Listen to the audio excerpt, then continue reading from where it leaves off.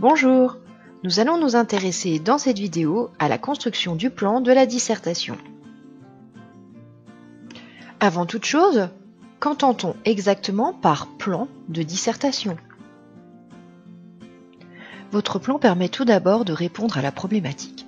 Pour ceci, il faut sélectionner des éléments de cours qui y répondent.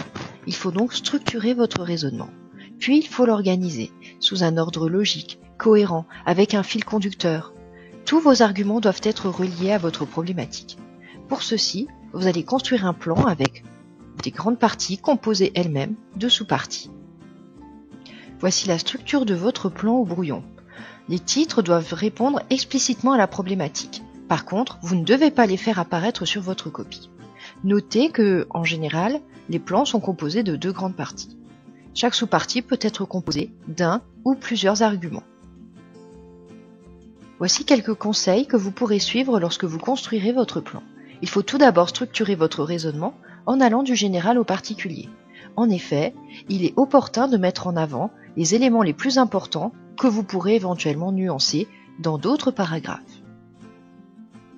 Justement, lorsque vous aurez listé vos différents arguments au brouillon, il faudra veiller à les répartir entre les grandes parties et les sous-parties de manière équitable, de manière à ce que les grandes parties et les sous-parties aient à peu près toutes la même taille. Enfin, dernier conseil, lorsque vous construisez votre plan au brouillon, il faut rédiger les titres sous forme de phrases. Cela vous permet de vérifier que vos parties répondent bien à votre problématique et que vous ne faites pas de hors-sujet. Faites pareil pour vos différents arguments, vous les rédigez sous forme de phrases et vous les illustrez par un exemple concret. Cela vous permettra d'être beaucoup plus efficace lors de la rédaction. Passons tout de suite à un exemple de construction de plan.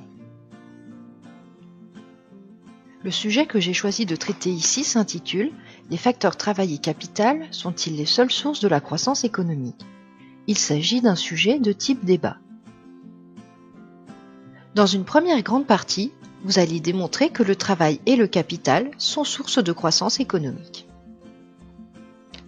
Dans la deuxième grande partie, vous allez parler du progrès technique. Vous allez donc affirmer qu'il y a un autre facteur qui est mesuré par la productivité globale des facteurs qui est source de croissance économique.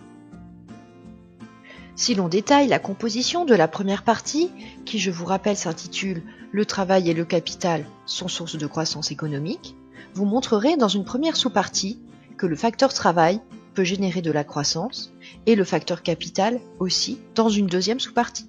Vous allez donc ici vous intéresser au mécanisme de la croissance extensive. Dans votre deuxième grande partie, que vous allez également structurer en 2 sous-parties, vous développerez dans un premier temps le rôle du progrès technique dans la croissance et dans un second temps le rôle des institutions qui peuvent favoriser ce progrès technique et par ce biais-là, donc, encourager la croissance économique. Voici la structure générale du plan qui répond à cette problématique.